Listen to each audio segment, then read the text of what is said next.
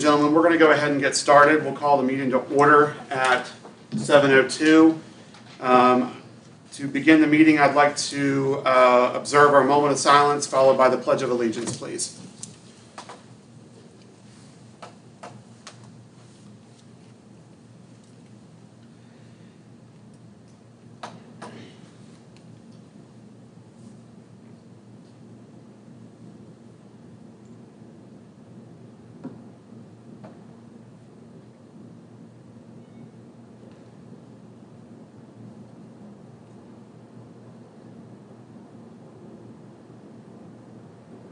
Thank you very much.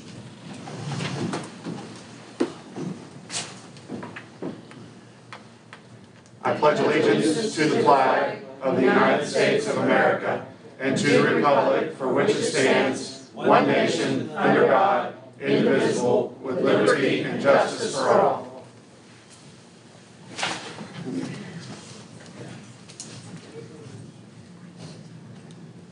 All right.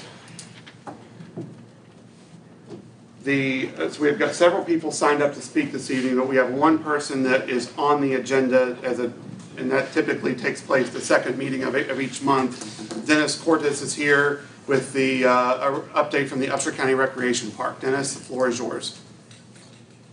Thank you, Mayor.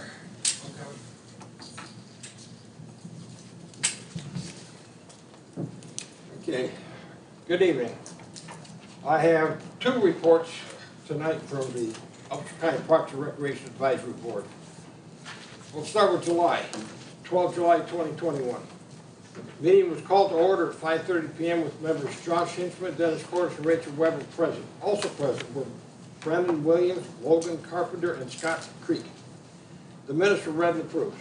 Under trail update, Rachel Weber reported that in part of the Upshur County Trails, reported in part, that the Upshur County Trails has received its second Try This West Virginia grant for $3,000. Scott Creek reported that there are plans to build a wall ride feature on the bumps, and rollers section of the trail. I have no clue what that is, but we'll find out. Under disc golf update, Josh Hinchman and Logan Carpenter reported that on Saturday, July 10, work was done to start placing disc golf baskets and tees. Logan reported that he is working to submit a new course for the UDisc app and Disc Golf Association. Once a new course is approved, the course can be mapped out. Yellow and black were selected as possible colors for disc golf signage. Logan also discussed the possibility of a disc golf tournament once course construction and layout was complete. Van Man could potentially be a tournament sponsor. Further discussion on this will take place at the next board meeting. Motion to adjourn was made by Rachel Weber with a second by Dennis Cordes. It passed, and I respectfully submit that report. Okay. All right, let's go to August. It's a little bit longer. Excuse me. For August 9th, the meeting was called to order with 5 members present. There were 2 absent. Also attending was Christy Tenney from the Upshur County Commission. It was reported that the Youth Environmental Group made a presentation to the Upshur County Commission about the use of the amphitheater site. Josh Hinchman was present and provided the County Commission an estimate of the cost for improvements to be made on the site. The estimate is approximately $10,000 to $11,000 for the improvements and an additional $1,200 to repair the drainage problems. A site inspection will be completed by the Upshur County Commission at the end of August 2021. Josh Hinchman states that he still needs to distance and pars for the disc golf course. All baskets and tee poles have been installed. Signs and tree trimming still need to be completed for the course. Tom Shaw has done some brush hogging near the course, but still needs to get to holes 1 and 2. Okay? Who left us? Jack Berger. Jack, can you still hear us? something happened because the whole thing went dead. Where's Andy? Andy knows how to get this back up and running. She's coming. I got it. Coming. Something happened with the phone and the whole thing went dead, but yet there's still people on the I just can't do it. text there. Dennis, hold on, sir. Technology. I am. And rear stuck ahead. World of technology. What happened to carrier pigeons? You know, but they're extinct. Give a pigeon a look now, you don't know where it's going.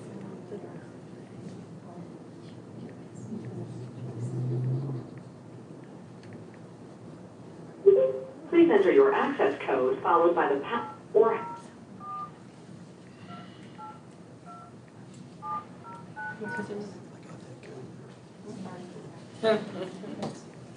to enable audio controls, please enter audio. This conference will now be recorded. Okay, can everybody who's on the phone, can you hear us? I can now hear you, Mayor. Okay, thanks, Jay. Tom, are you good?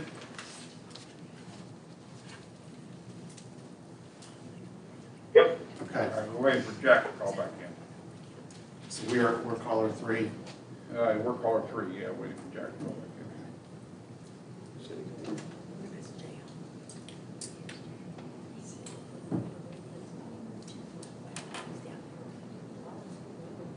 You want me to text him? in. I already did, look at him. Okay, we got him. All right, Dennis. Jack, are you there?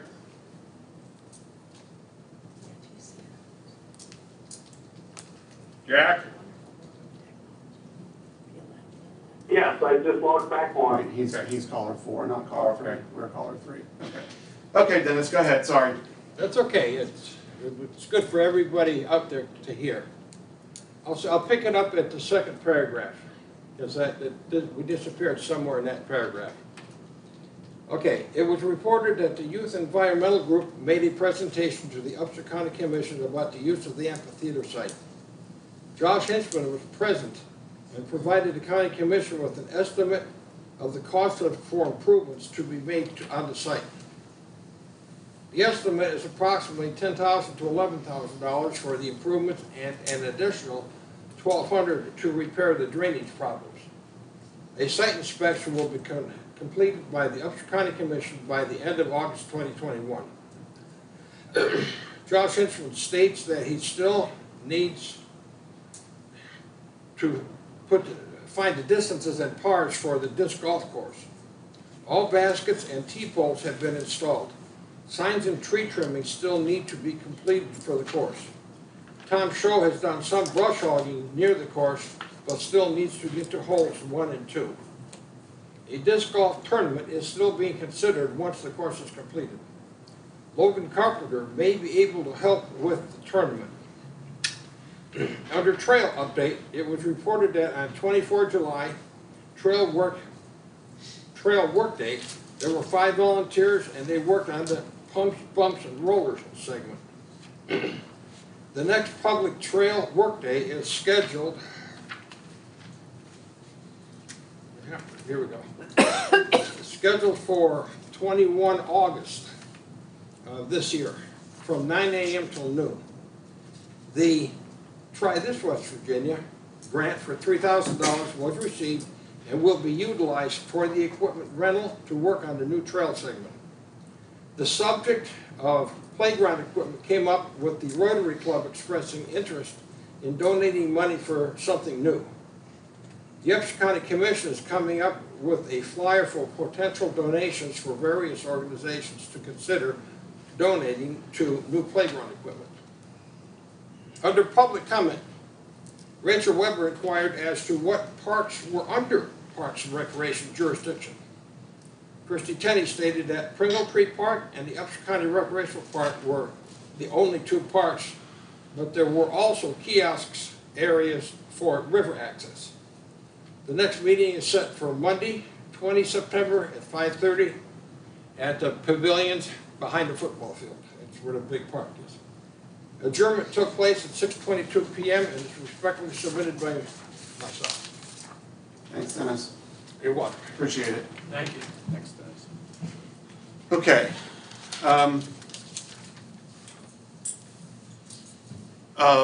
Let's see, Ron Pugh, Elisa Langer, Gloria Fisher, Sheila Signs, Ray Signs, Jody Light, and Jerry Henderson. Is everybody here to discuss F8 on the agenda, which is the begin discussion to fill a vacated city council seat? Yes. Is that where we are? Okay. So in the interest of everybody's time, I would entertain a motion by council that we bring F8 to the table. So moved. A motion by CJ, do we have a second? Second. A second by Dave Thomas. All those in favor signify by saying aye. Aye. Robert, Aye. did you want Deborah to come up and do her? She said that she would let this go first. Okay. So, okay, motion carries unanimously. First, so there are several maybes here. Sheila Signs is the first one to circle yes, but does not have a maybe beside her name. Would you like to go first? That's fine.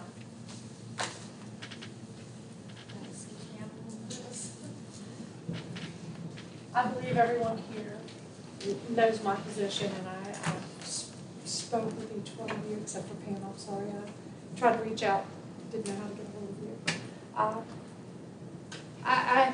I wrote some things, and I just tossed them. It's so simple, and I want to keep it simple, and I don't want to make it personal about anything. You are needing an application to fill a vacancy. I feel that I did apply for a space on city council. I ran a campaign. I received money. I spent money on campaign materials. I did everything that is called to do to be elected to city council, and it's an elected position.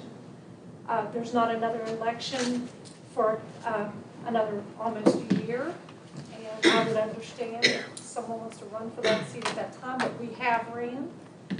The seat needs filled.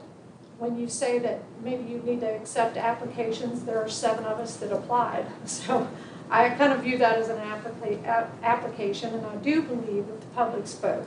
I didn't get a small number of votes. Of course, everyone knows that CJ and I tied for a week, and he's got the seat, and I'm appreciative of him and what he does for the city. However, I do feel the people spoke, and if we just ignore their voices, that's your constituents, and I just want to stand for them. I guess that's it. I'm not here for me. I'm not here for you. I'm here for the people who asked me to be here, who stood up for me, who went to the polls and made their voice known. And I'm not going to back down now and not support them. So that's where I stand. You all have a decision. I'm not going to fight with you. I'm going to go home and eat popcorn with my husband. Either way, but this decision lies on you, and you know how I feel. I desire the seat for the people who voted for me, and that's where I stand. But I appreciate your time. Thank you. Thank you, Sheila. Thank you. Thank you. Okay. Let's see. Ron Pugh. Thank you, Mr. Mayor. I came this evening interested in what's going to happen with the vacant seat left by Mary Allball. And I'm of the opinion that it's been done in the past, and it should continue to be done, that the person with the next highest votes should be the one that you consider for putting in for this vacant position on the city council. It's evident that people spoke. Sheila got a heck of a lot of votes. CJ only got 1 more than she did. It stands to reason that she should be the one that will be appointed to fill this position. And I feel like not only am I speaking for myself, but I've talked to a lot of people in the last week and a half, and the general feeling out there is that she should be appointed. Thank you very much. Thank you, Ron. Thanks, Ron. Elisa? Not yet. Okay. Gloria? I'll wait a while. Okay. Jody? They're gonna save the best for last, I guess. Kind of like Ron, I think. You know, I've talked to 2 or 3 of you, and I did prepare remarks, and I thought, you know, you probably already know how I feel and how I think I've heard the same thing that Ron has. And so, I mean, I'm glad to give you my feelings in writing, but basically it comes down to me. I don't think this is about Sheila signs at all. I think this is about the 31 people that voted for her, including me. And I think if you dismiss those votes and disregard them, you've done a disservice to everyone who voted for her, and I'd hate to see that go forward in future elections. So, again, I think she's one person. I think she just represents the 430-some people that voted for her, and I think that's the way you guys do the same thing. And that's kind of what I have to say, I think. Thank you, Jody. Jerry Henderson?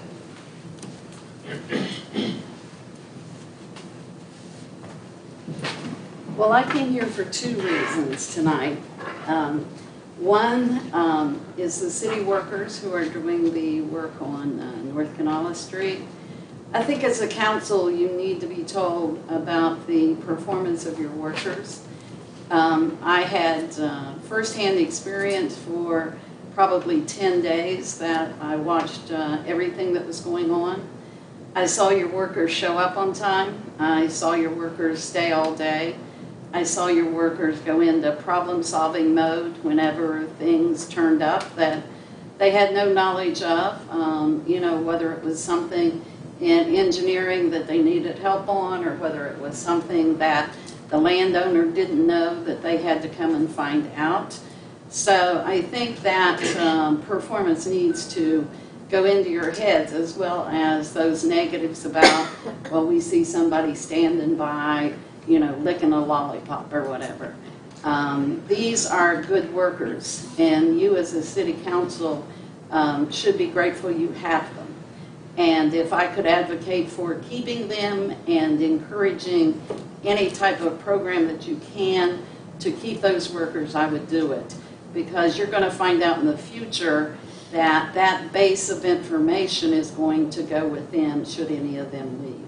And I think you will be hard-pressed to find the same number of employees with the same base of information. So I strongly encourage you to show them your appreciation. Some of the bystanding is sometimes my fault, because sometimes I'm known to bring them Dairy Queen or a sweet tea, so I enable it. Please note that in the newsletter out to the public. And the second thing is, I want to make note of the work of our volunteer firemen and the fire at Wesleyan. I know some people have addressed it, others have not, but having come from a background of having trained firefighters, having ridden in those vehicles, have done the analysis of what chemicals are stored in buildings like that, I know of the potential that could have happened. I don't know of what took place. I was not up there. I did not know of who took the lead and what they did in calling, whether it was a 3-alarm or 4-alarm. I have no knowledge.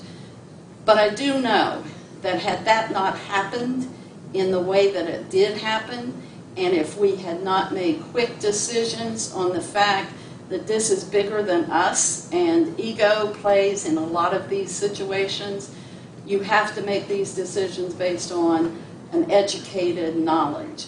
And I found that those men did, men and women. And I also want to see if the city has in any way sent notes of appreciation to the volunteers that came from all other areas. Sometimes we don't send out a note or any type of appreciation, and yet they came when called. I happen to be on Main Street with other people.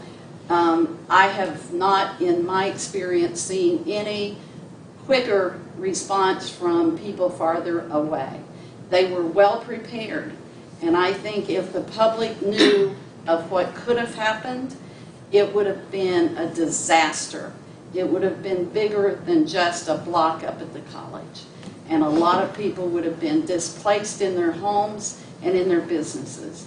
So I think the Buckhannon Volunteer Fire Department and every volunteer that come out, the Buckhannon Police Force who were there right on the spot for backup, the emergency squads who were figuring out how we're going to help if we've got a lot of injured people. I think that's the kind of thing you need to know. So that's why I came. But the first part of the week, I knew I was in a meeting and I started hearing about the situation with the open position. I do not know Mrs. Symes. I am not a friend of hers, only because I don't know her. I have met her twice, I believe. Once I went to a meeting to hear her side when she was running, as I did others who were running. I was in the audience and heard their position. I heard her position. I have not seen her again until tonight. And in fact, I walked in and I introduced myself because I didn't know who she was. So I want you to know that first of all. Secondly, I want to strongly encourage you to be careful about this decision. I think it has ramifications beyond just seating one person. It sets a precedence of future, and I think that when somebody has run in an election, has done everything that they should have done, I think that when an opening comes by then, to say to that person, well, we don't know if you're qualified or not, so you're going to have to go through an interview and you're going to have to answer some questions. Mr. Thomas, Mr. Sanders, Mr. Robbie. Mr. Robbie, I just spoke to you tonight on Main Street, and I remember Robbie. Mr. Rylands and Ms. Bucklew. I don't believe any one of you answered questions. I don't believe any one of you had to sit down and answer questions. So why is this person being asked to do it? This person ran the same election you did, spent the same amount of money. And if I'm saying something wrong, I apologize. But that person already did it. All of the citizens who voted for her are going to ask you the questions, why are you different from her? And when I read about you were going to have an interview process, I asked myself this, who comes up with the questions? What questions are they? Are they based on the issues that were there when she ran in an election? Or are they based on issues in today? What are you going to ask all of the others? You don't know how they stood a year ago on those issues, but now you're going to compare her answer on that to their answer, having the knowledge of what happened in that year between. I think it's a very unfair process. And I think to hold, the other thing was you may wait and just wait till the next election. I think that causes the citizens who voted for hers and others to say, we have a lack of representation. If we voted for this client and she's not sitting on city council and there's nobody there for half a year to a year, my representation or what I voted for is being left out. So I think there's a lot of things that you need to ask yourself. One includes what you do ask in those questions, because I happen to be one of those people that was put on city council as a result of answering questions. One of the questions I got was, how old are you? Anybody who has been in business knows you can't ask that question. So who do you get your questions approved by before you ask some of them? Those are things that I think are important, and I think that this city council needs to think about what the results of your determination would be going forward. And I thank you for the opportunity, and if I saw a firefighter or a city employee, water and sewer in the next week, I'd pat them on the back. Thank you for hearing me. Thank you. Thank you. Okay, there are a few people that did not sign in. Keith Wolverton is one, and Pam Bezien. Okay. I tried. So, do either of you wish to address, and Joel Fisher, the three of you did not sign in. Would either of the three of you wish to speak? I don't know if I could do a better job than this. Oh, I know. Tell you right here, Say that it. I certainly. Feel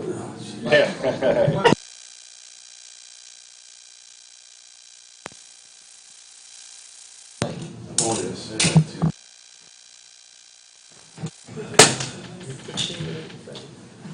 Yeah, no, I already had that. So, no, I'd just like to, what what is your name, ma'am? Lady. Lady. Madam. You did a very good job. I mean, I don't know how much more support that, if you needed to pack the room, we could. You know, so, but as reasonable as she made it sound, I think that's exactly, I don't know how much clear cut we could get with that. Obviously, geez, just on the abuse that all of you take. I mean, it's hard to get up here and represent a town where you live in a small town, man, and it is, you're either hated or you're loved. So like Coach Marsh used to say, you're hated, 50% of the people hate you, 50% of the people love you. Just do the right thing. Just do the right thing. Okay, so I absolutely agree with this lady, and I appreciate it. Thanks, Keith. Thank you. Thanks, Steve. Pam?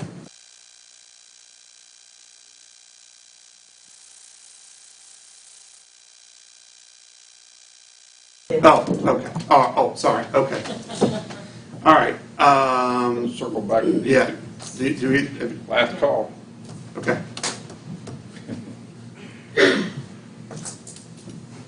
I'm going to remove my mask only because I know that some of the people watch TV3, and since I've lost the hearing in 1 year, I know how important lip reading is.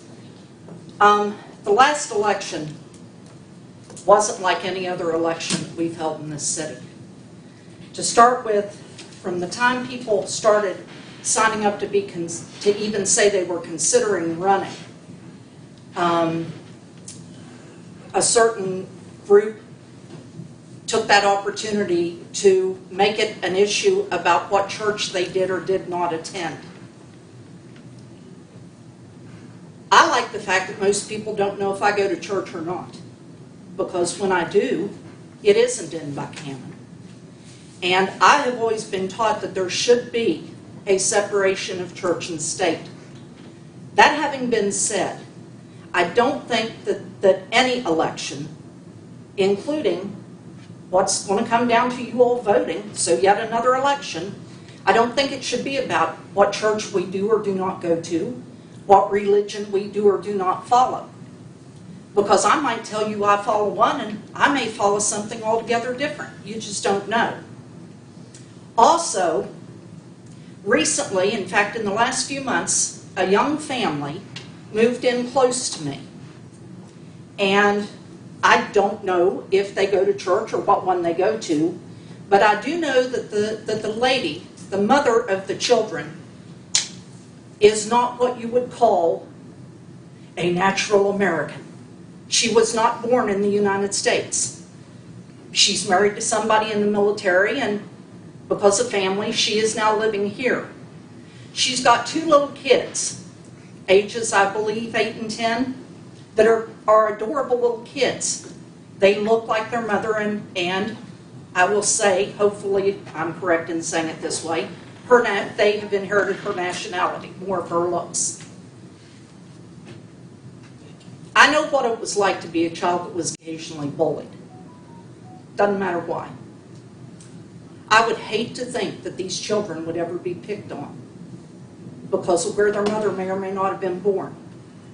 I would hate for any student coming to Wesleyan College to be singled out, and we know that it happened, have vulgarities, obscenities, even threats thrown in their face because of where they may or may not go to church, because they look like they might do this or they look like they might do that. This isn't World War II and we aren't in Europe. I would sincerely hope that if you all interview for that seat, and personally I think that's the way to go, have yet one more smaller election, I would hope that the questions would be about What do you know about our infrastructure? What can you tell me about our current budget? How would you go about solving this problem or that problem and make it about council issues or issues you faced in the past? Let's not, please, let's not make it about church. Thanks, Elisa. Gloria, you wish to speak?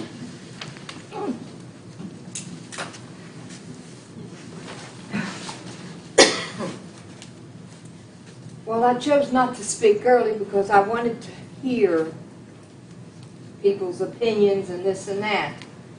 I have run for elections. I also lost by 1 vote. And I learned one thing through elections. It gets dirty.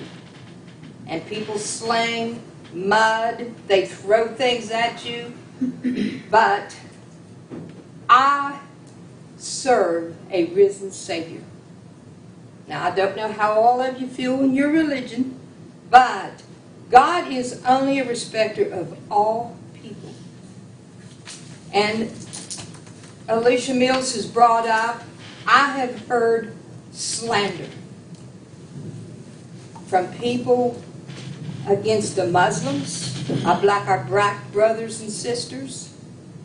And I'm just saying, for somebody to sit on the city council and represent me and my family, which have half and half Muslim descendants, it breaks my heart because my God has told me to love all people, all races, all genders. The choices that people make is theirs. But I don't want somebody sitting on a council seat that wants to say death to all Muslims, death to the little kid next door that don't look like the rest of the white children in the school system. I want somebody representing our county that feels a lot like I do, that they respect all people, all genders, all races. You all have a big seat to fill. I feel if you need another election, just so you lost by 1 vote, that doesn't mean that seat should be filled by you.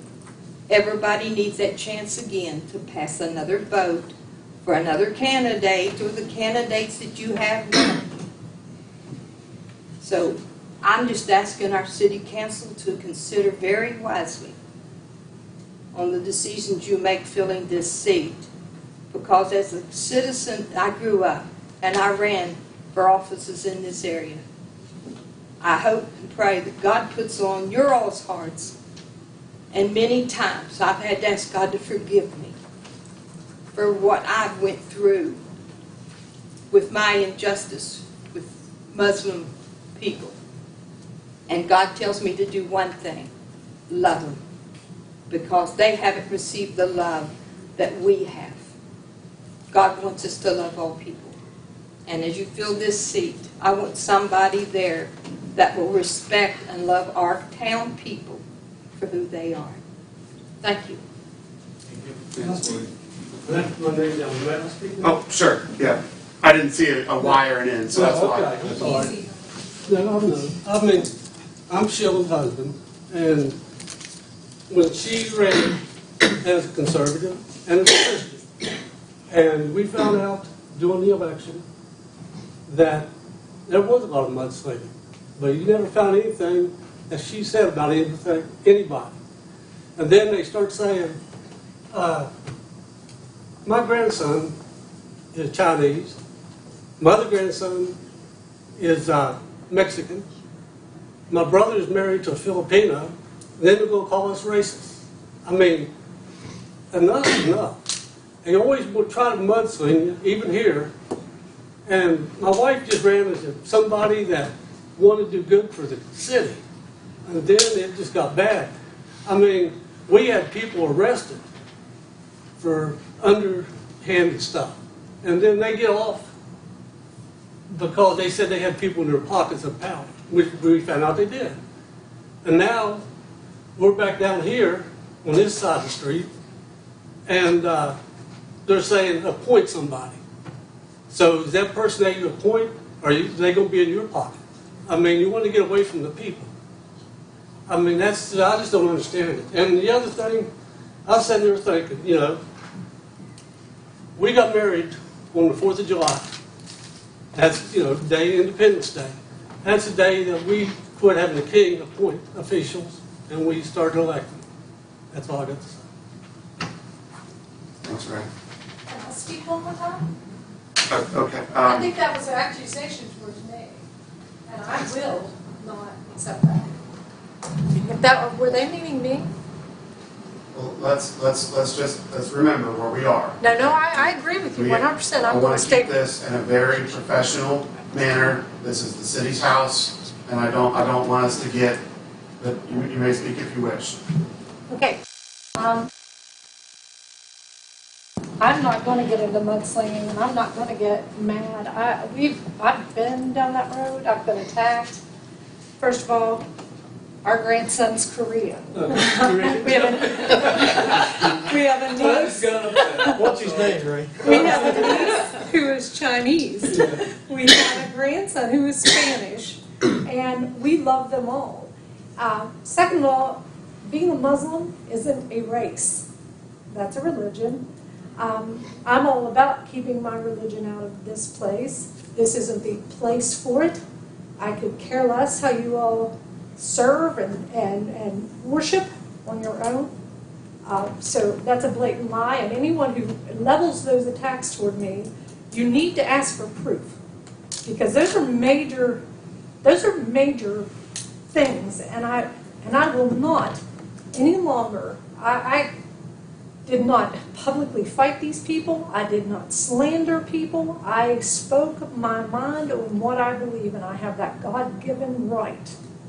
And this is the United States of America. I can like what I want, and I can hate what I want. But I did not slander anybody.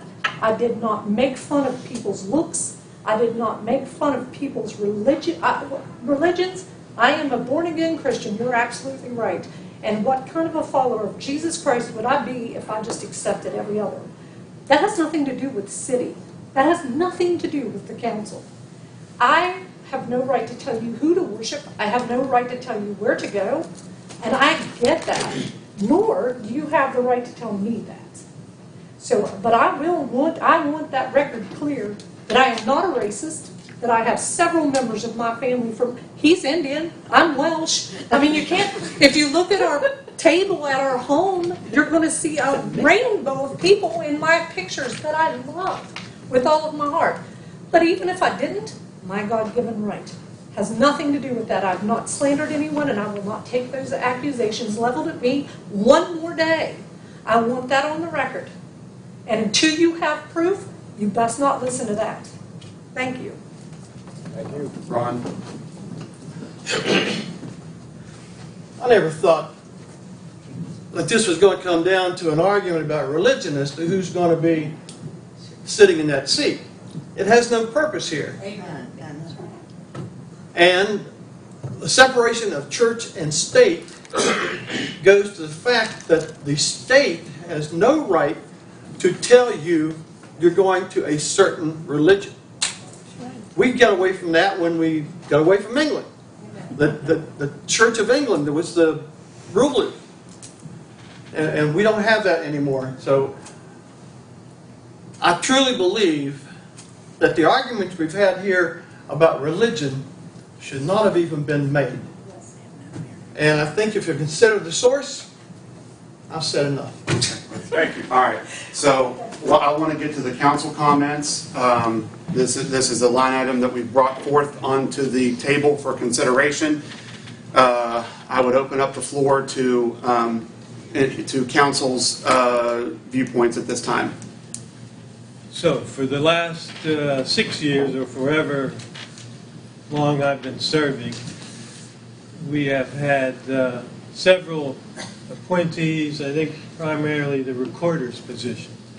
So the list of questions were generated by the city attorney that were rather neutral, and I think they may be the same questions we asked, similar questions of police candidates, and everyone gets asked the same questions. We just listen to the responses and then have a conversation. I think one of the points you're missing here is that 4 council people have to agree. So if we are going to have a decision like that, 4 of us, I don't think out of the gate are going to agree to anything. So the process we've used the whole time I've been here is to ask people to submit a letter of interest and submit, if you deem to view it that way, to these questions, and then we can make a decision based on current accurate information of actually talking to these individuals.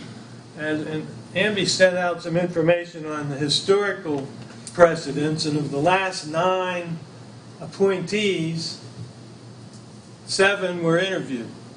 2 back in '88 and '90 where someone's name, the mayor puts forward someone's name, and the council agreed to that appointment.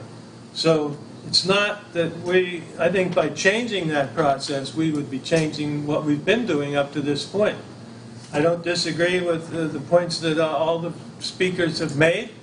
There's validity in all of them. But as a fiduciary and as a businessman, I want to make my decisions on the best accurate information that I have and the best candidates that are available and willing to serve for this next 9 months or so. I think we sign up for election in January, and so that's my position.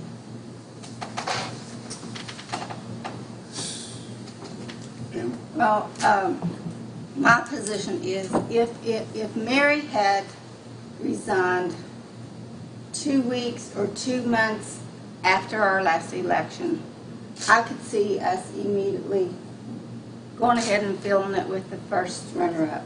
But that's not the case. It's been almost 16 months. So that's why I feel we should take letters of interest, because there were other people who ran for the same position. They paid to run for it. They had support. And there's probably people that would have run if they didn't want to run against me. They didn't want to run against CJ. And if there was election today, I think there would be other people who run right now, because they wouldn't have to run against me or CJ. So that's why I think we should take letters of interest. And I'm sure there's some other people that will come out come May. They will sign up in January.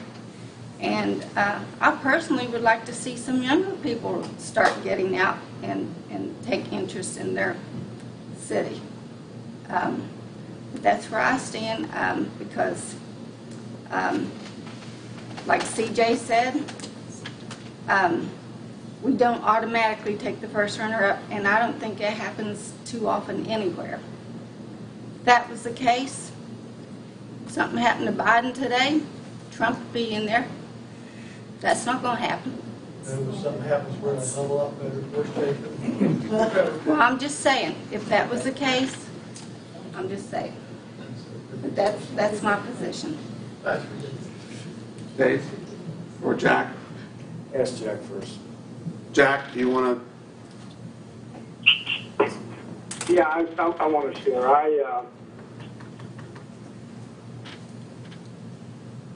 I think that my position, I have to agree. You guys are going to have to forgive me if I start coughing. I feel that Sheila should be appointed to the position. I've given this a considerable amount of thought, and I'm 1 year in from the election, a year and a month really, maybe 2 months, but Sheila received a considerable amount of votes and support, and when people resign for whatever reason, I think all things need to be considered. And my stand is, my vote will be to place Sheila in the vacant seat at this time. Yeah, that's all I can say. Thanks, Jack. Dave? Well, I got quite a few things to say, and I may say some of them in an executive session later to the rest of the council.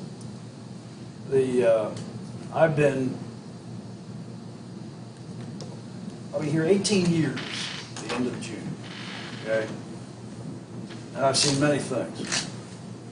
I've been involved in lawsuits. I'm probably the first council person in the state of West Virginia that sued themselves. We all have different opinions, but I have seen persons that were the next highest become an interim person filling a position that was unexpired. I'm committed to doing what's right for the community. Now, if Sheila had received 250 or 300 votes, I could maybe say, okay, let's go ahead and get letters of interest. But you received basically the same amount of votes that CJ received. And I think we should honor that for people that voted for her. I mean, why waste another month asking for letters of interest and then going through an interviewing process when we have somebody that's already qualified, that ran? I think at some point in time, after this particular appointment, we need to sit down as a council and say, okay, what do we need to do for the future? Should we take the next highest person? There are some of us that have said, well, we're a little bit worried about that. Because what if the next highest person had less than 250 votes than the person that got elected, and there's some kind of proactive doofus or something? Maybe we don't want our hands tied. We've got to have a little bit of flexibility. But when you have somebody I don't think it was just one vote. I think it was 4 or 5 or 6. But the point is, a lot of votes. And it's for 10 months. And maybe we'll find out if Sheila is a council person. She'll find out, oh my God, why do I want to do this? Or we may say, oh my God, why did we appoint her? And the citizens will have an opportunity to evaluate her also. We're all being evaluated up here. All the time.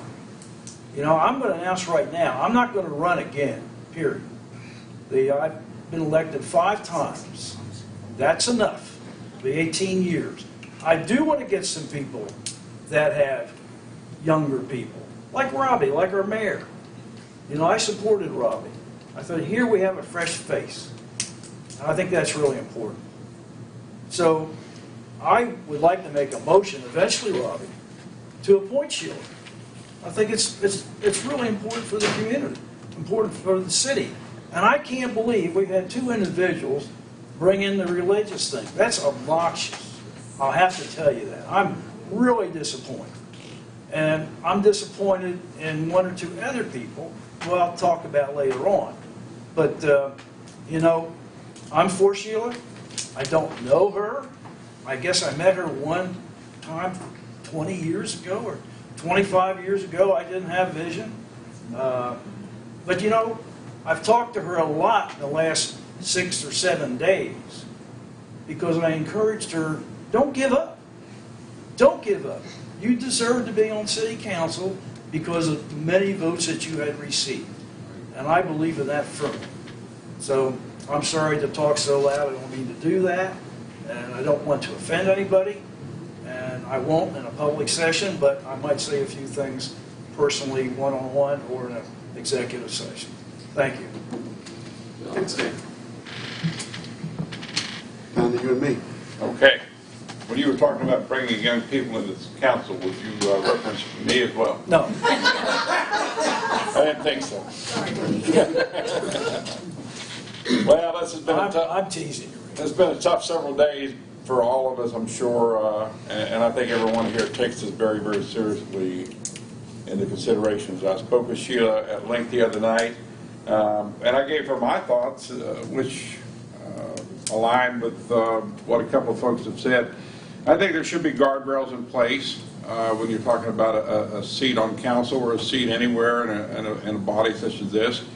And that would be reflective of an election where you had some clear winners and you had a distant second, where you had somebody that got very few votes but did come in the next spot.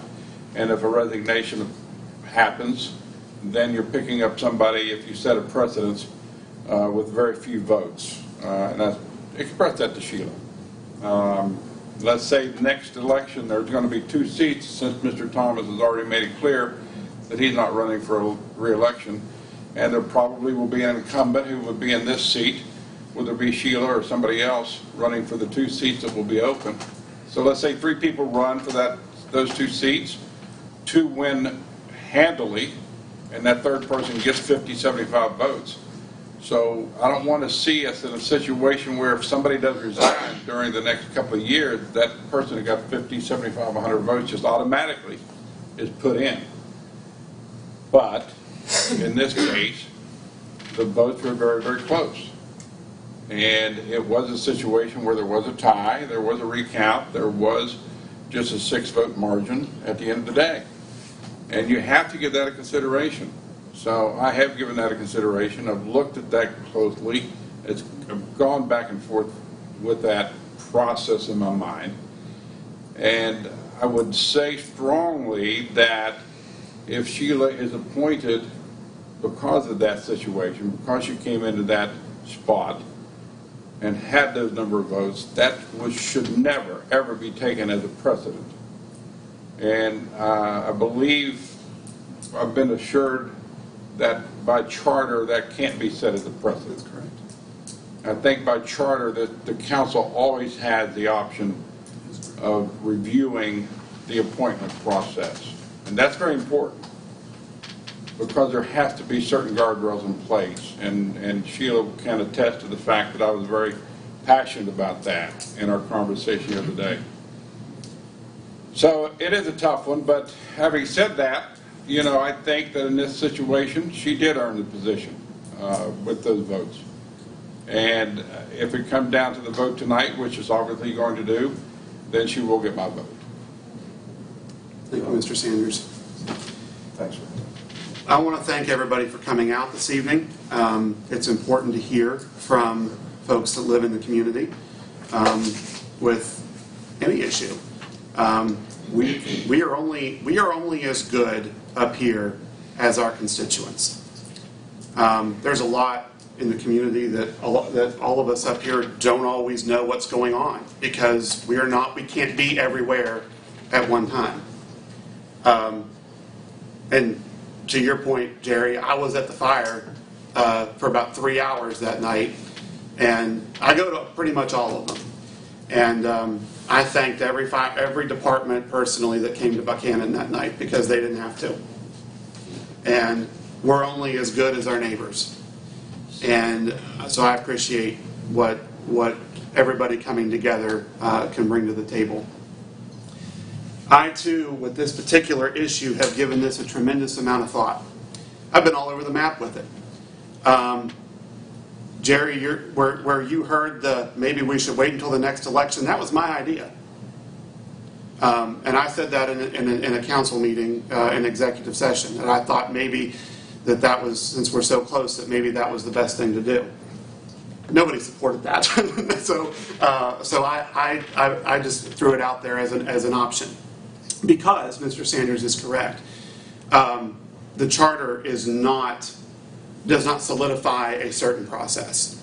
The charter says it is the council's will to choose its path forward to fill a vacancy. So it could be a different method each time. And that's probably not a bad idea, because you do not know what the political landscape is at the time. I was at Municipal League a couple weeks ago up in Wheeling, and I asked several different mayors about how it happens in their cities. Most of them have the next highest vote getter. Some of them say the charter is so specific it boils down to the exact amount of time it has to take to fill a seat. We don't have any of that here. So a big reason why we're having this discussion this evening is to determine our way forward. So a couple of comments were that we're going to take applications. That's not necessarily the case, because the line item on the agenda is it's begin discussion to fill vacant city council seat. That is certainly an option, or taking the next highest vote getter is also an option. So the council did not come in here together clearly predispositioned to want to do one way or the other. Each member of council has the authority and right to vote however they wish to do so. This week and last week, I've spoken to probably close to 50 people. Some have come to me as mayor, and some I've sought after because I'm genuinely interested in opinions of the community. And I've talked to folks from across the political spectrum because we are nonpartisan elected officials here.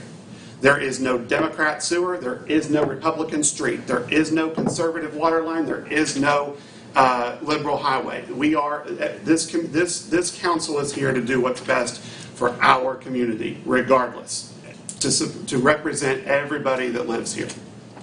And anybody that would join this council needs to be of that belief system, that we are here to do what's best for our community. We all have to check our personal beliefs and values at the door when we walk in. As mayor of this city, I don't agree with everything that we do. But that's okay. I don't have to. I'm not supposed to. And I love all these people up here. I would do anything in the world for them. But sometimes they drive me crazy. And I know that I drive them crazy. Do you include me in that, Ron? No, Dave, you're oh, yeah. Dave, you're number one. But bringing this back in all seriousness, I believe, and as I've given this a tremendous amount of thought, I do not see how we can ignore the fact that Mrs. Sines received a tremendous amount of support. And for me, I'm looking at this without looking at a personality. I'm looking at this as regardless of who it is, I would be looking at it as that individual ran and that individual received a tremendous amount of support. So no offense to Sheila, for me it's not about her. It's about whoever garnered that much support from all of the people that helped put us here as well. What I'm hearing from you, Robbie, is that the 6 of us sitting up here, 5, including Jack, there's 4 that believe that she should be. I believe so. Well, if you let him finish, you would. He's right. He said I was number 1, so I thought he'll call me and tell me I'm too long-winded, so that's fine. So that's what I have to say. I appreciate everybody coming. I try to put myself in a position where I try to see everything from both sides and understand where everybody is coming from. I really do. Can we make a motion to that effect now or not? Do you want to make a motion that we see both sides of it, or you can make whatever motion you want to make. I make a motion that we fill the unexpired term of Mary Allball. There is a motion on the. Mayor? Hold on 1 second. There's a motion. I need a second before we can go back to discussion. Okay? Is that what? If you will allow me to be the parliamentarian for one moment, you should handle D3 first to accept the reservation of the outgoing before you vote on the income. All right, Dennis, I agree with you. Well, I didn't read it under correspondence and information. It's not under an actionable item, but I will read that Mary Allball officially tendered her letter of resignation. It's not an actionable item at this time, but I've read the line item. She's down in Georgia. I talked to her 2 days ago. Good. Okay. David, you have made a motion to officially appoint Sheila Sines to the unexpired term of Mary Allball, which would take her until June 30th of 2022. That's correct. Okay. Is there a second to that motion? Second. Is there any, excuse me, is there any further discussion on the motion? Hearing the need for none, I will call for the question. All those in favor of the motion made, please signify by saying aye. Aye. Aye. Aye. The like sign? Opposed? I'm abstaining. Okay. Did everybody else vote? I believe, okay, so let's do this. Randy, would you please do a brief roll call, just to make sure that we've got everything Mr. correct? Thomas. Yes. Aye. Mr. Sanders votes aye. Mr. Rollins. Yes. Ms. Bucklew. Abstain. Mr. Rigger. Yes. And Mr. Skinner. Yes. So the ayes have it. One abstain. All right. No nays. Congratulations. Congratulations. Congratulations. And it truly isn't about me, it really is for the people. I can assure you that, and I hope to prove that. Hold your feet to the fire. Okay, Okay. Just for housekeeping matters at this time, it is not an actionable item on the agenda to swear you in. You and I will be in touch about when we will take care of the paperwork. We'll make an appointment to come down to City Hall. Excuse me, I'll be here and we'll get you signed up. Okay? All right. Anybody, if you all are welcome to stay, or if you want to go home and pop some popcorn, I totally get it. I have to work. I thoroughly appreciate all of your time, thank you. Thank you. Thank you. Thank you. I'm gonna entertain a motion. We take a 3-minute recess to get some water. Okay. Okay.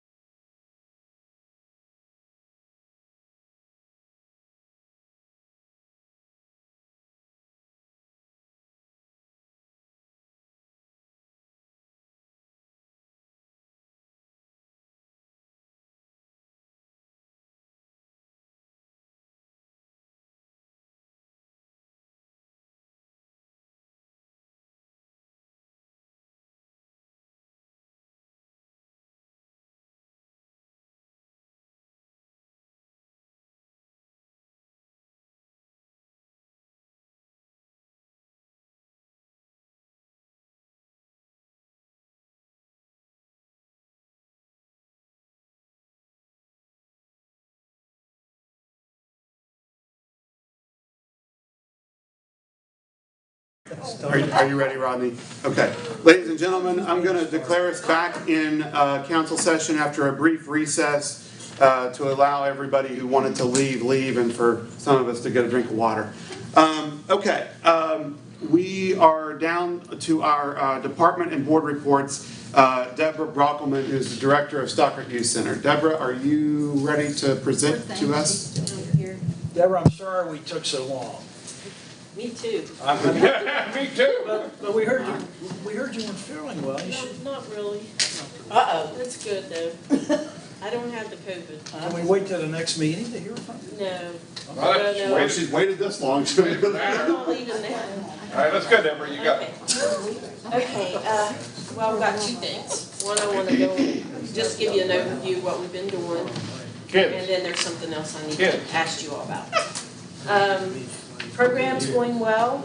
Karate, Little Ninjas, kickboxing are continuing. After school programs started back in full swing yesterday. Drill team will be back next week, and they're doing new signups next week. Camp Buccaneer ended on Friday the 6th. Campers enjoy field trips and swimming at the Upshur County Pool 3 days a week. They attended several field trips around our area, as well as a few out-of-town trips.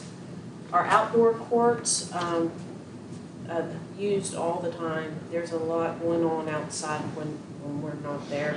There's always somebody on the basketball court. Volleyball court has groups playing. We had our summer basketball program on our outdoor court this year, so going very well.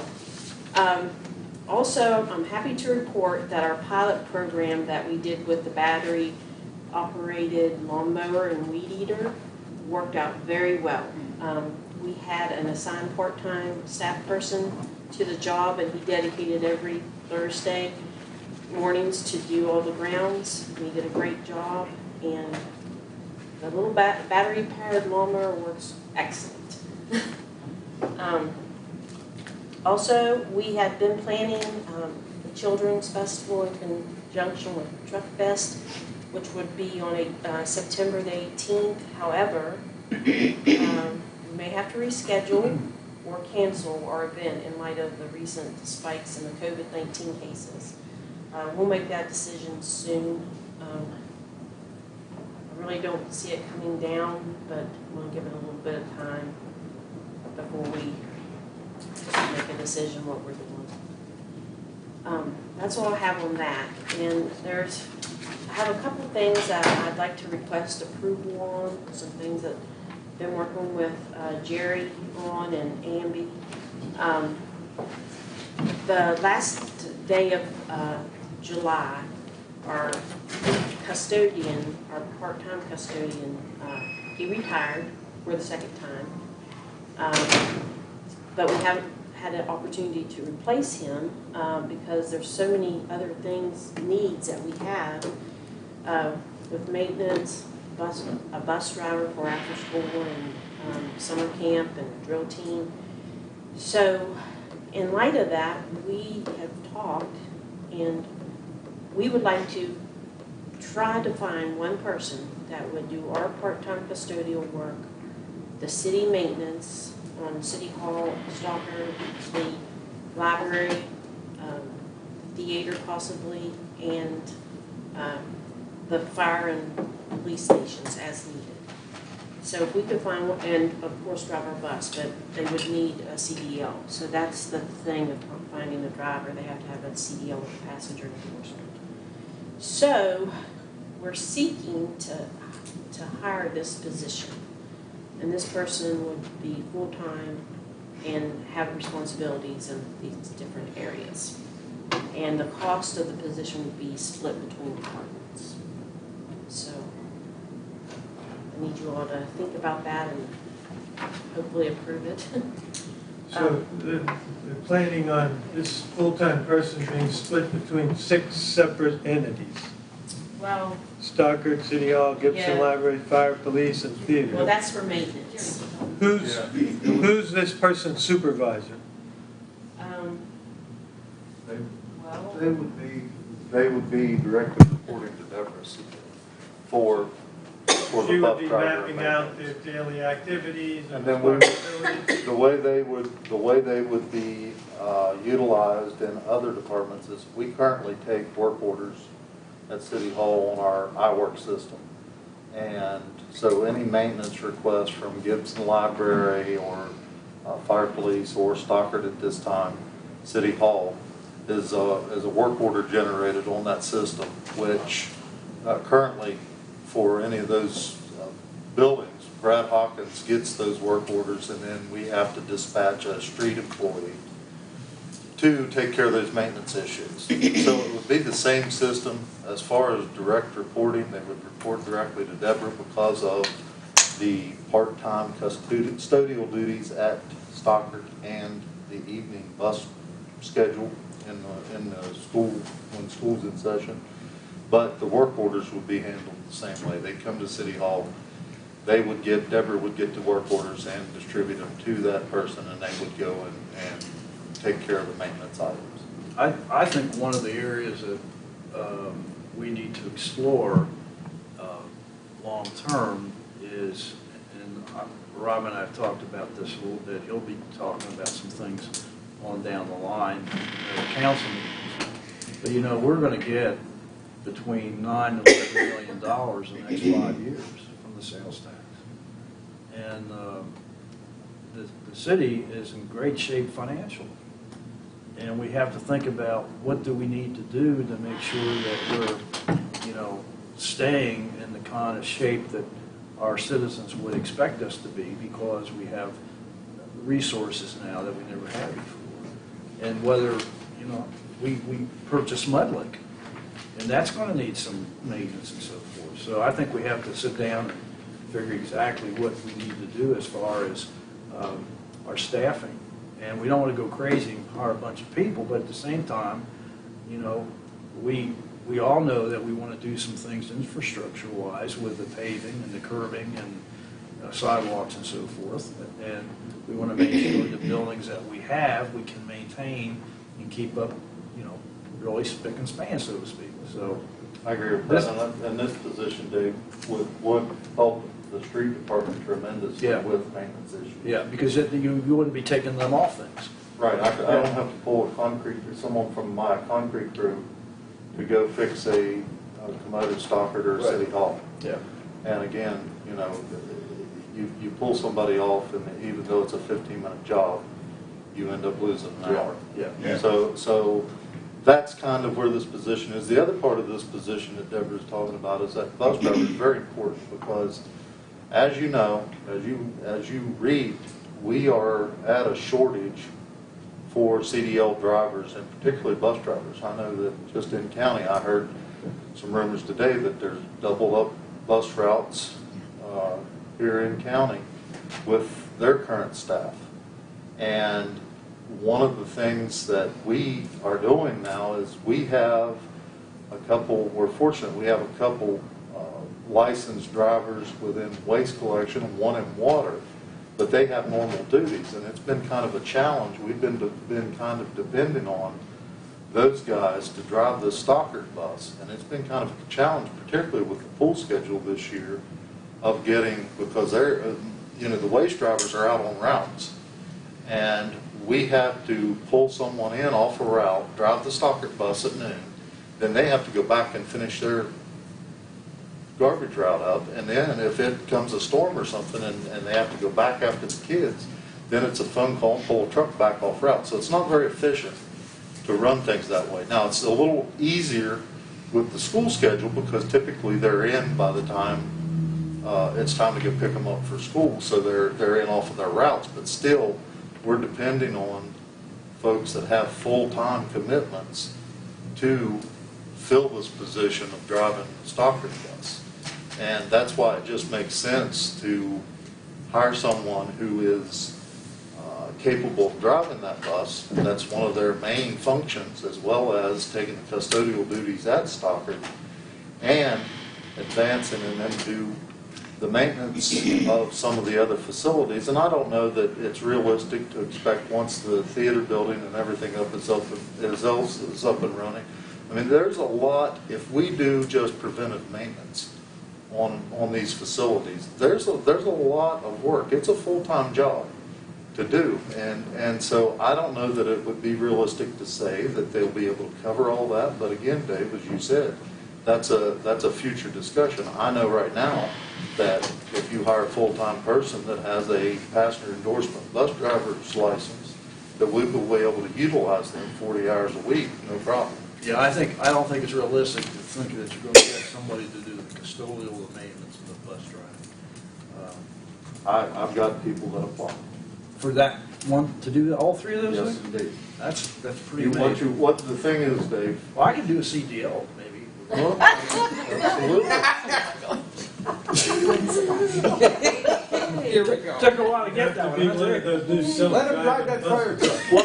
One of the things, Dave, that's attractive about that is if you have a retired bus driver, is, that wants to make, or wants to work, doesn't want to completely retire and wants to make some money. So you get that, and you get folks that have been in like the oil and gas industry that maybe are advanced in age and they're wanting to get out of that business and do things. So I've had a couple express interest in this position particularly. That's good.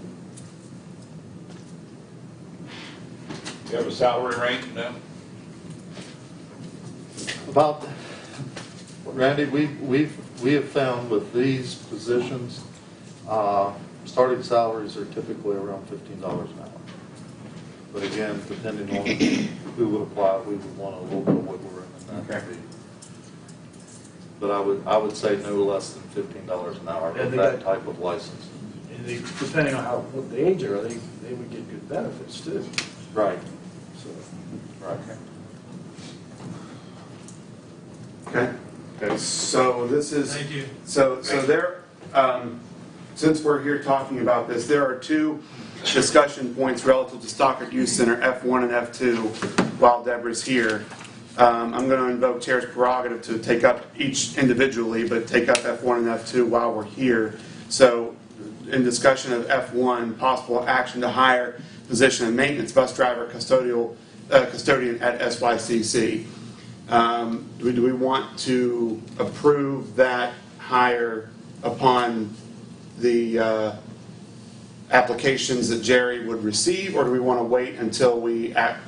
How does council want to approach this? I think you should advertise it. Maybe you'll get more applicants, and you pick the best one from the group. yeah, I think it should be done.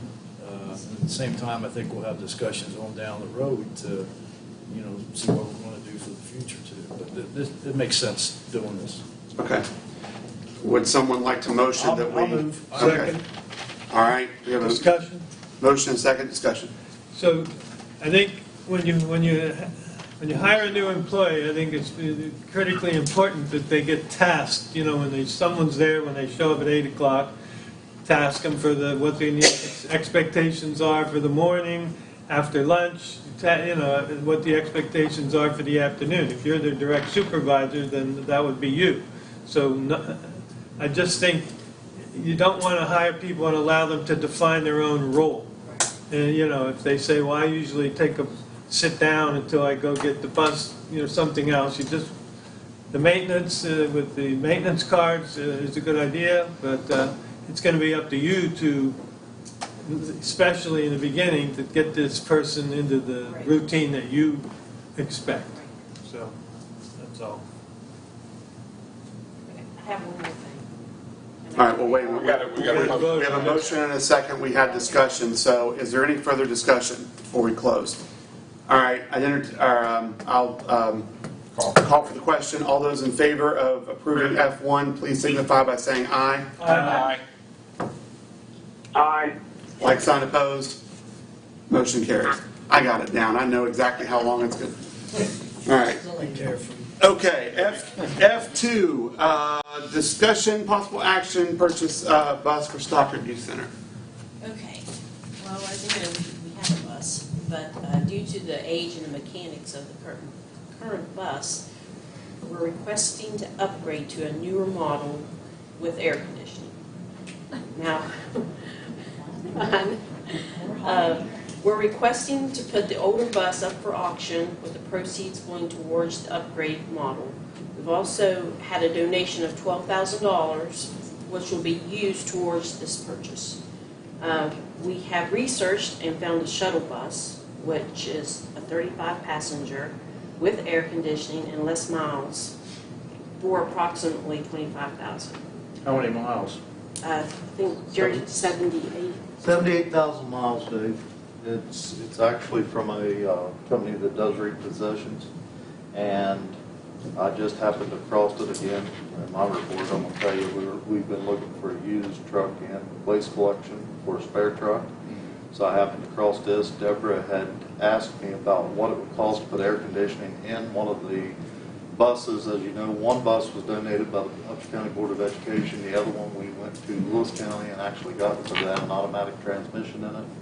So the number two, the backup bus to the Stockard bus right now is a 2000 model, and it is a standard. That would be the bus that we would hope that we would be able to sell after if allowed to purchase this bus. But anyhow, I came across this bus online.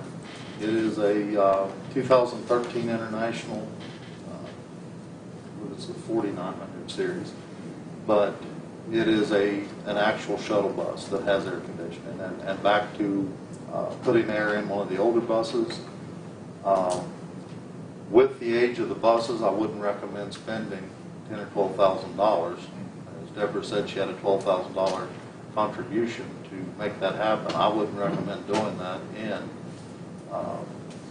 that old bus. The next bus, the number one bus with the automatic in it, is a 2005 model bus. So again, it just makes, to me, it makes sense that I went ahead and, because again, in order to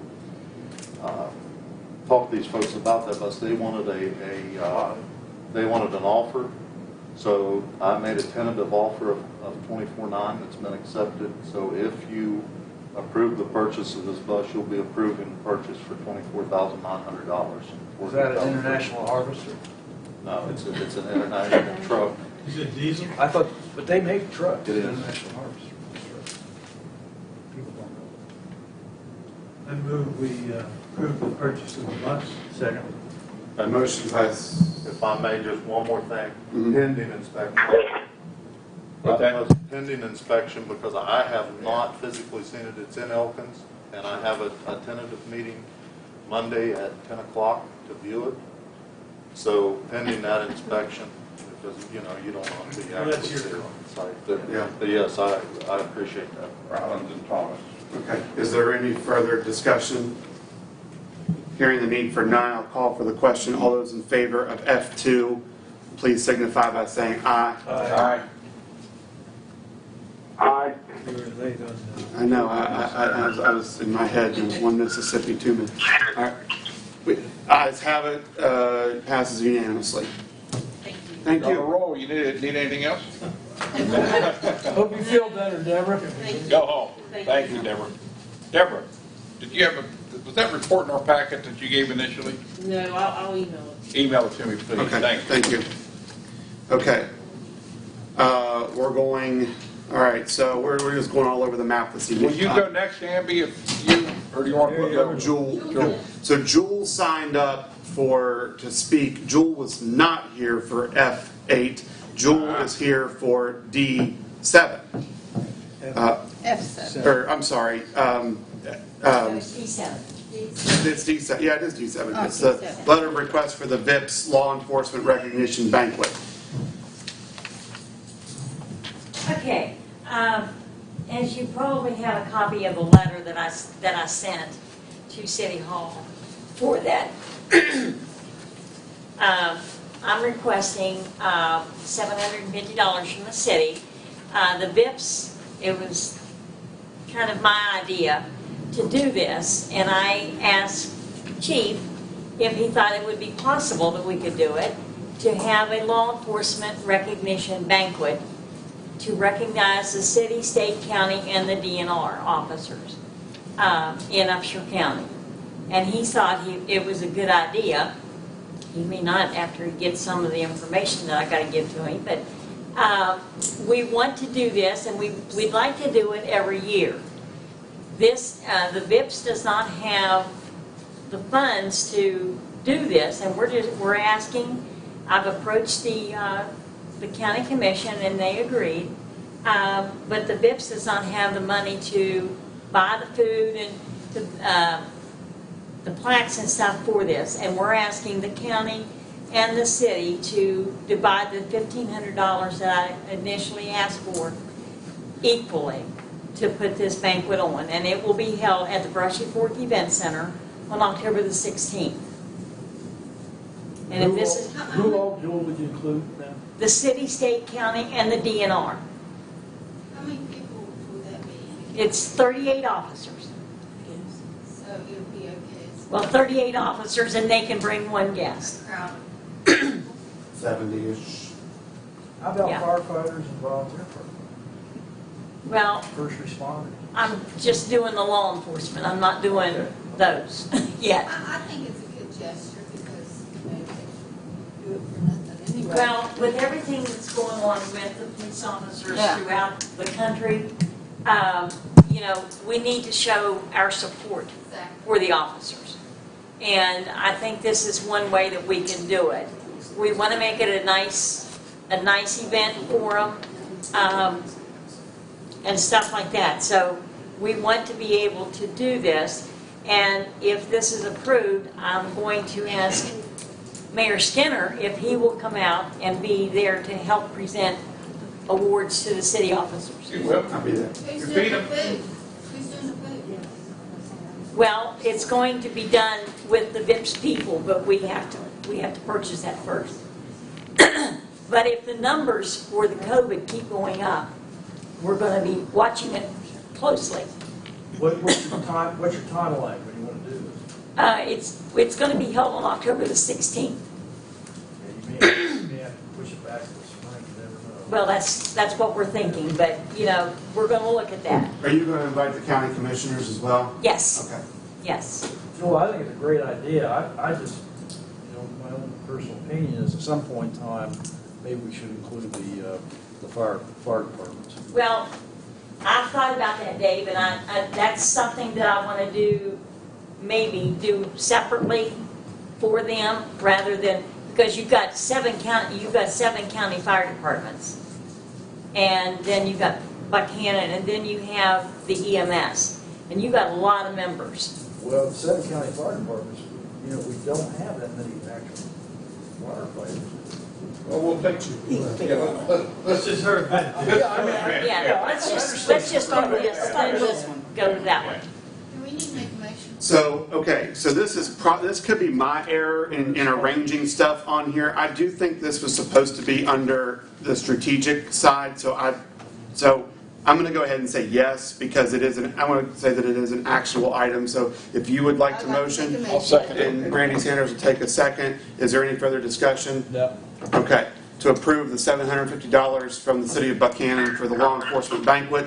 All those in favor signify by saying aye. Aye. Aye. Like sign opposed.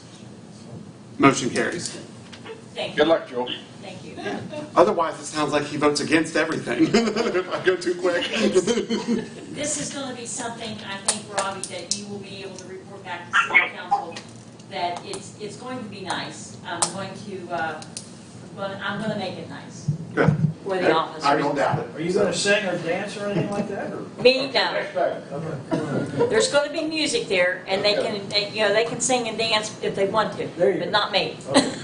All right. Thank you, Jewel. Appreciate it very Thank much. you. Thank you. Okay. Who wants to go next? Amby or Jerry? Will you go home, Danby, if you go next? Amby, after your report, I don't know that we really. Yeah. If you want to go home, we understand. So Amby, go ahead and take the podium, please. And then you'll be dismissed. Yes. So Amber, you're not feeling Well, la-di-da.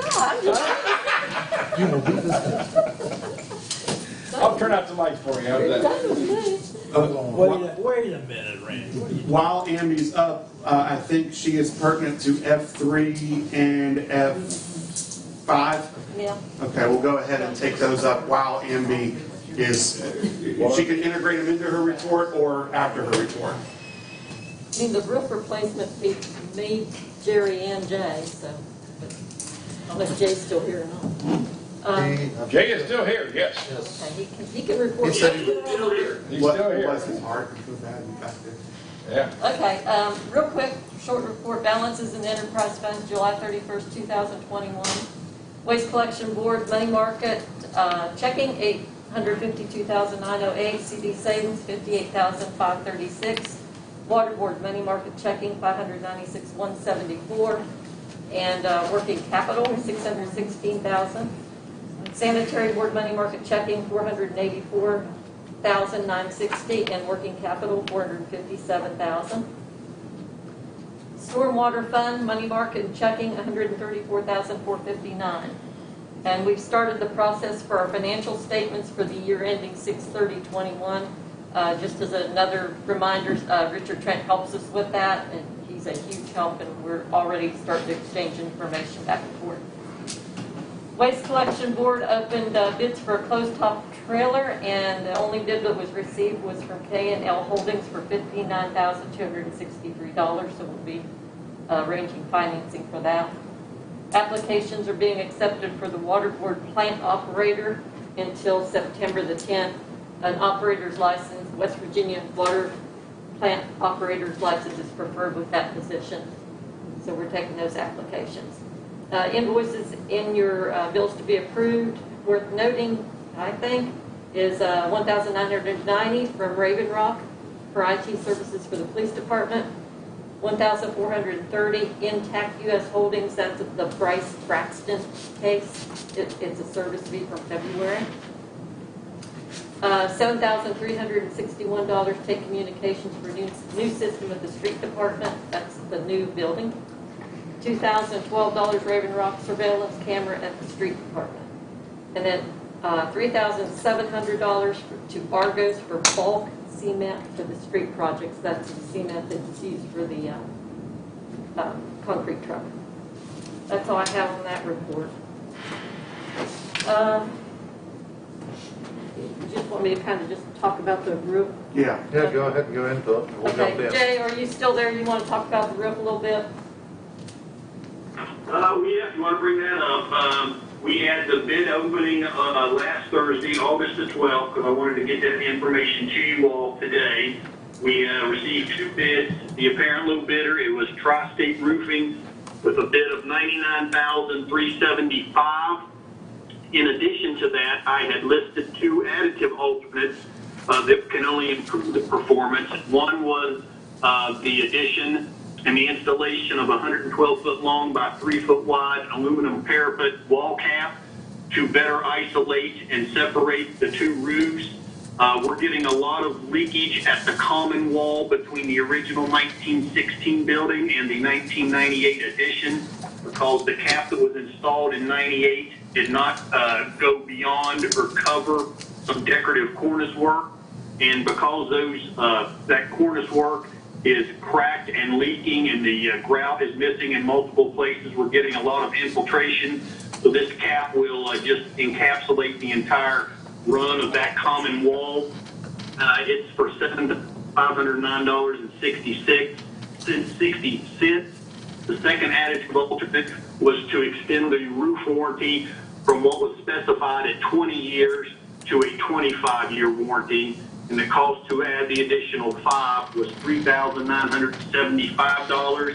This would bring the total project to $110,859.60, which is under the allocated budget of $120,000 that we discussed last year. And I would just make the recommendation that we accept the base bid as well as the 2 additive alternates, unless you all have any questions. Any questions for Jay? Doesn't appear so, sir. Need a motion? Yes. So moved. We have a motion to accept the bid for Tri-State Roofing for $99,375. Is there a second? Second. Second by Mr. Sanders. Actually, give that to Jack. Jack, okay, Yeah. we'll give it to Jack. Is there any further discussion on this? Mayor, before you vote, Yes. were you also to accept the additive alternates 1 and 2? Yes. Yes. That was Yes. Okay, so that makes it 110, 859, 60. 110, 8, 59, 60. Okay. All right. Thank you. If there's no further discussion, I'll call for the question. All those in favor, please signify by saying aye. Aye. Aye. Like sign opposed. Motion carries. Okay.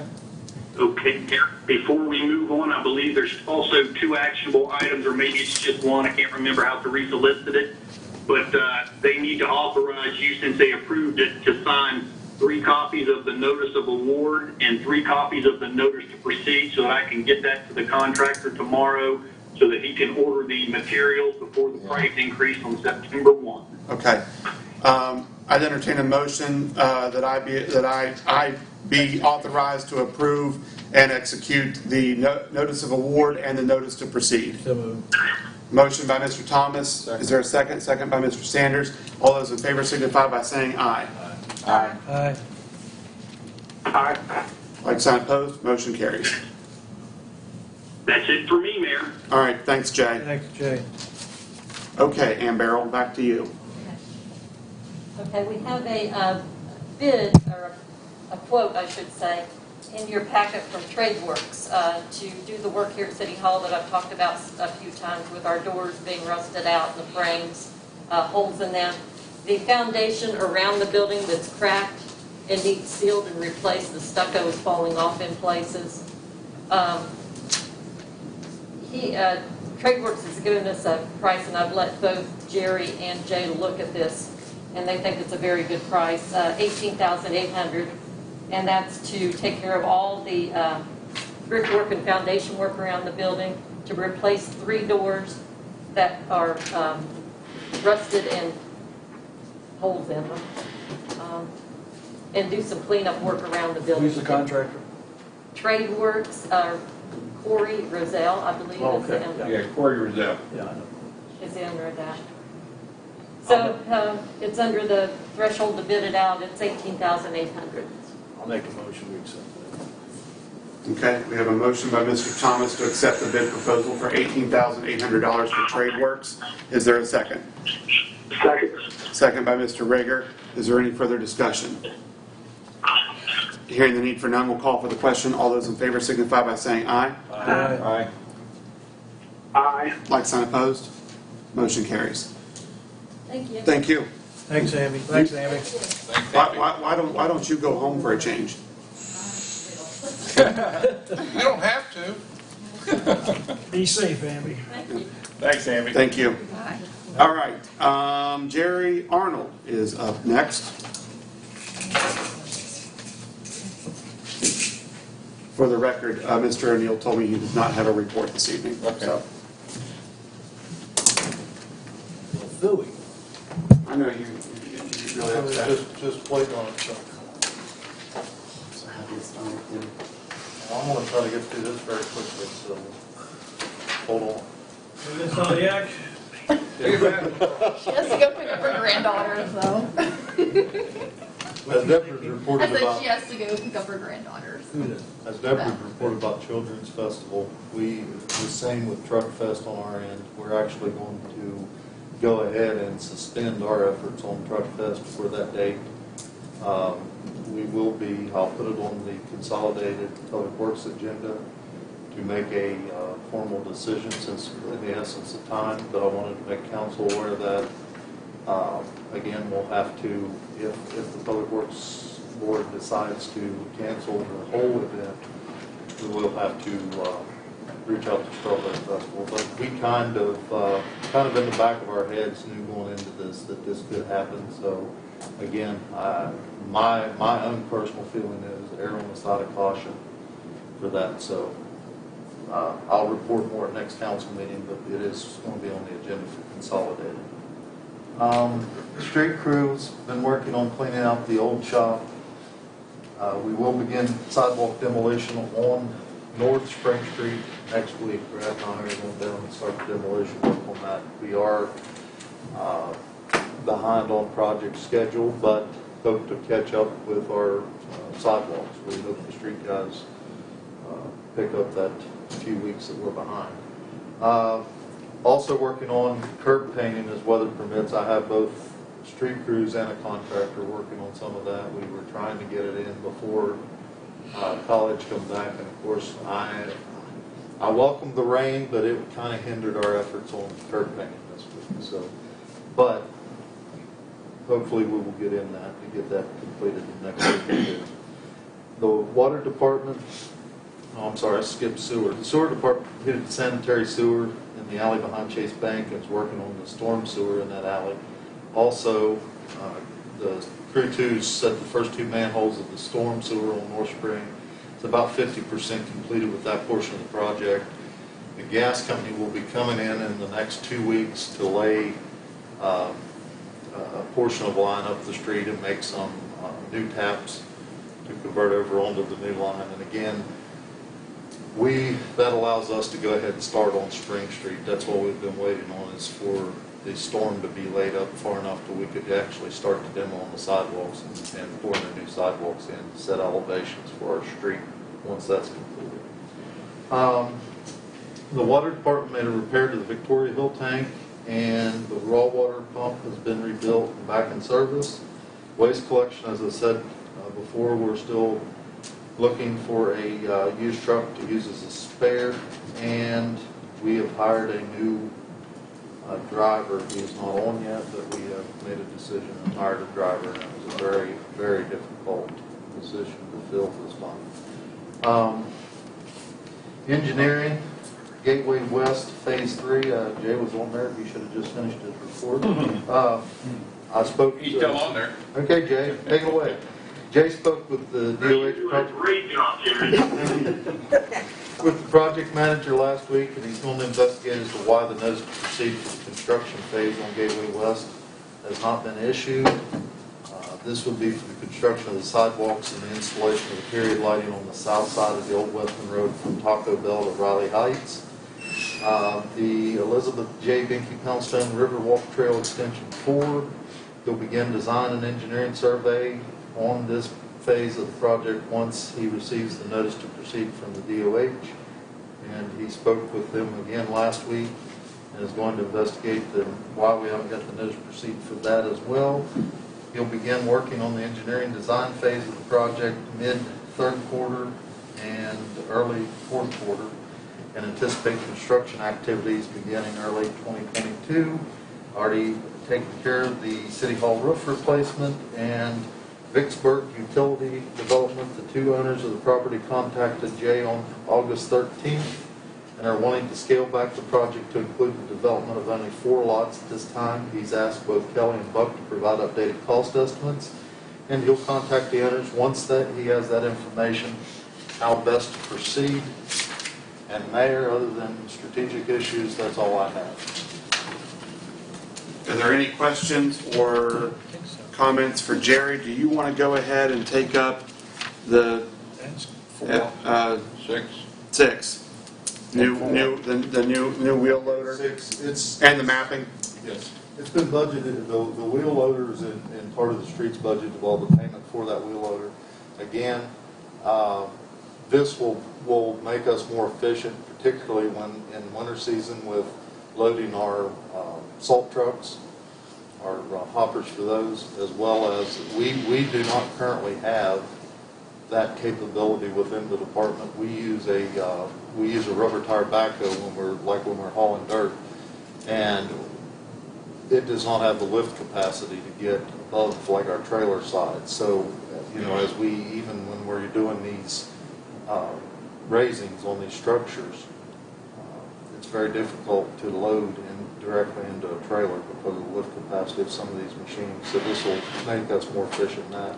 And this machine it's a fairly expensive machine, but this machine will also is one of those that's going to be a 15 to 20 year investment. It's not something that we're going to come back in 5 years. And Dave, I would venture to guess somewhere around the 150, 180. Just guessing at today's climate of equipment. Like everything else, everything seems to have went up 25%. So you still have to go out and get bids on this, or? Well, this is approval. I've actually just completed the Oh, to bid accept the bid. specification. This is just approval Yeah. to accept the Sorry. bids. Yes, and so then I would be coming back after the bid opening. But you said it's already been approved in the budget? We have it within the budget It's in the for a budget, payment. yeah. For a payment, yes, Yeah. not the total amount. Right, for the payment. Jerry, I haven't been out there at night, but are the lights, new lights turned on yet? Yes. Okay. Yeah. They have been for Okay. some time. Look Okay, great. well, I After just one of the hadn't last looked council meetings, I think. Take a walk out. Oh, okay. Get Chuck to take a walk. Jerry, when you have a chance tomorrow, you give me a buzz. I will try to, Dave, if I remember. If I don't, you. Let's wait till the meeting's over. You give me a call. And that's one of the two, Pam, on that question out there. There is a punch list that we've been given from an inspection from DOH, which Jay had in his report, and I forgot to include it. But anyhow, that punch list, we have asked for some clarification on some of the issues. And once we do that, we know that we have some remediation work to do on that project. There's some finishes and things of that nature that we have to do. But again, we've asked for some clarification because some of the things that they're asking for, I won't say it's unnecessary. I'll just say that we feel are a little more than what we should have to do to make those repairs. So we'll be doing repairs out there in the fall on that project, on some of the finished work on the concrete. Another thing, if I recall, didn't we order flags to have for out that way for Christmas? To have? We have not ordered anything for the poles. No, we don't have the flag holders or the flags for those poles. And those poles, keep in mind, those poles can only support those banner brackets and the flags. They cannot support flowers. They can't. No, they are aluminum poles. They will not support the flowers. They're like these Main Street ones. It's very difficult. They're not designed to take the load of the hanging baskets. They go for the flags? Yes, the flags, the banner brackets and the banners, they will hold. But they're not made to support the weight of the baskets. Is that a cost advantage to getting them that way? It's yes. To answer your question, yes, it's a cost advantage, but it's also much easier to install. It's all one piece of aluminum, and that's why so many of them, CJ, that it's just easier for the guys to install them and maintain them than it is those metal poles. For some reason, I'm thinking that we had ordered the flags enough to have for out there for the future, for when they were there, but we decided to use them at Jawbone. No, we took some of the ones from, I was thinking from East Main, and then had to replace those, is what I was thinking. But no, we don't have, I know we don't have the flags for those poles. Jay, you were saying something? Jerry, if I could just add something real quick, and I don't know if it kind of addresses what Pam was asking, but please remember that these 29 light poles and the 18 or 19 that are going to be installed on the other side, they are completely on DOH right away, so we must adhere to all their requirements. I know there will be no advertising or signage or anything like that. I don't think they would have any objections to Christmas banners or special occasion banners, but I just want to let you all know up front that all of these new street lights are entirely on the DOH right away, and we must adhere to their requirements. Yeah. Do we want to take a motion in a second for the wheel loader? Well, it's something that. It's in the budget. Finalize the information, right? I'm just asking for approval to solicit bids. Yeah. I move. Second. All right. All those in favor signify by saying aye. Aye. Aye. Like sign opposed, motion carries. I just wanted to get us back. I'll make sure we're. Sorry. That's okay. No, we integrated Get it back. Well, we integrated it with his report, so it's no big deal. We'll put a flag on that loader. Christmas. All right, But while we're on that subject, why don't we do some price checking about some banners, or what about from the Main Street exit into town? Sure. The banners, I mean, they're pretty standard. Again, yeah, but they're probably, this year might be hard to get. 50 and well, anything. Jerry, do we have plans to put new street signs throughout the city? Dave, yes, it's on our plate. Matter of fact, whenever our weld shop's not busy, that's their default, is to go to building street signs. Okay. Because they do those in-house. But as of late, they have been extremely busy. Yeah. So yes, we try to, I put a standing order in for 50 at a time to be built and painted, and then we install those, and then they build another 50. Yeah. So yes, it is. Because we've had a lot of compliments for the ones that have been, new ones installed, and that other people in the community, well, we really get some too, I've had folks from other towns call and want to buy them from us. Really? So yes, so. They'll charge them a hell of a lot of money and get a wood trim. Call Dave later about that. Okay. Okay. He's going to be busy driving the Stockard bus. There you go. Let's talk about F4, the approval of readdressing and mapping of 119, 120, 121, and 122. That's the current addresses on Island Avenue to, Teresa says, Hey Bob Lane. Yes. That, if you remember, I was Hey Bob Lane? Hey Bob Lane. Hey Bob. I was before council about an address. One of the Burgess properties out there was outside the city limits. And at the time, we were talking about an agreement between the city and the county, a memorandum of understanding, to put it in the city's first due area, and there was a multitude of issues with that, but the most simplest approach was to go back and ask to just annex that structure in.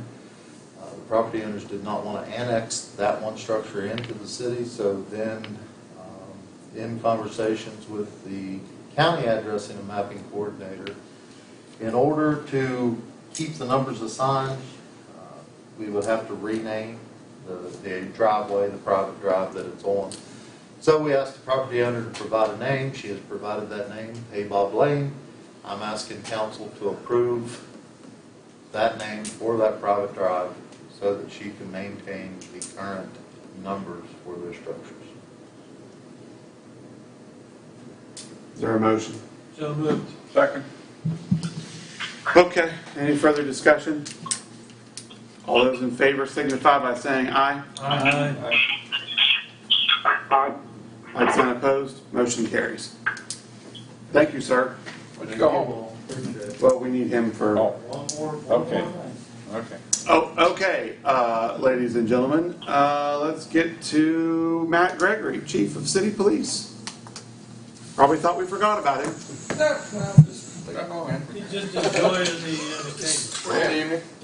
Hi, man. So I have a few things to update council. First, I'd just like to thank you all for your all support of the law enforcement banquet. I know that a number of years ago, the VFW used to host these and had done so for a number of years, and they were very nice at the time. I believe they got away from it a few years ago just because of funding, but it was really in that vein that Jewel reached out to me and was wanting to have VIP spearhead it and bring it back. So again, just thank you for your support of that. Really wanted to make a formal presentation in regards to the CLIA award tonight, but when I made the order, and I ordered everything through CLIA very soon after the hearing last month, found out that the turnaround time is 6 to 8 weeks. So this was about 5 weeks ago. So hope to have it real soon, and obviously when we do, I do want to come back and make a formal presentation with that like I intend to do tonight. Just a few additional updates for council. Of course, with school upon us, we will be hosting 2 students in an internship program at the police department. One lady's name is April Hurst. She is a criminal justice student at Glenville State College. And just today I met with Jake Mosey. He is a criminal justice student at Wesleyan College who will be interning with us as well. We will also be welcoming back our service scholar, Megan McMacken, who started with us last year. She was a freshman, our criminal justice student last year, and she'll be back this year. And the unique thing about the service scholars is, and we've been lucky with these over the years, over the last few years, is that we get them as a freshman and they stay with us through graduation. So we really get to know them. We've had 2 other students that have been with us through the duration, and have just done tremendous assets for the police department as well as the college. I spoke to the Office of Community Engagement. We always have annual meetings prior to the start of the school year. I told them that they had spoiled us with the last 2 students, and especially with Megan as well. And so definitely set the bar high. So they're very good individuals. Will they go to the banquet? Yeah, oh yeah, absolutely. All our students that either are interns or service scholars, we really welcome them in. They're part of the city family, and you know, they go to trainings with us. We have them. We try to take them to the range at some point, and absolutely the door will be open to them for the banquet as well. So. Tomorrow, the police department, along with the Buckhannon Fire Department, will host RAs at our public safety building. This is also an annual event where we welcome them back and talk about safety concepts and different rights and responsibilities, and entertain any other questions that they may have. So that will occur tomorrow at 10:30. Now, the police actually will be in the fire bay, so we can spread out a little more.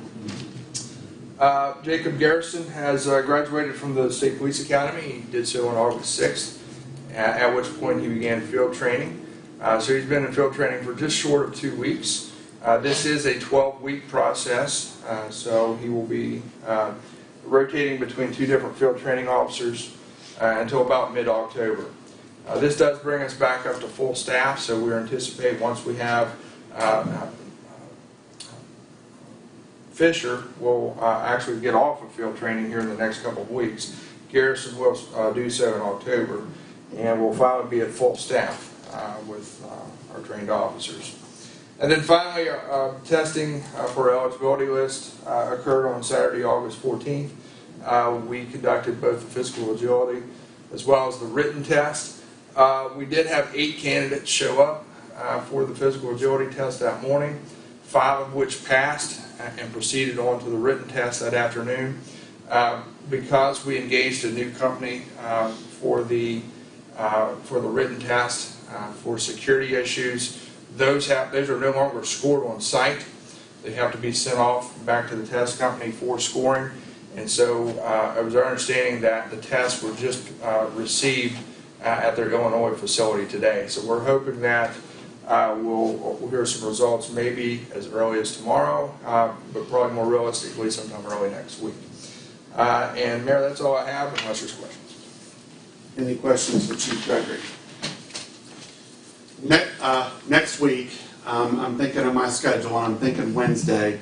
Could you get both Garrison and Fisher, since we weren't able to do in-person graduation trips due to the COVID and stuff, could we get them down to the police department, and maybe you and me and Doug and them, let's get a picture and just get for the news to make sure that they the community knows that they've graduated. And sure. So got a time in mind? Maybe around 11 or so. Would that an a.m. would that work? So Wednesday. 11? Wednesday. Let's do that. We'll come down to the police department, and any member of council that wishes to be a part of that is welcome to.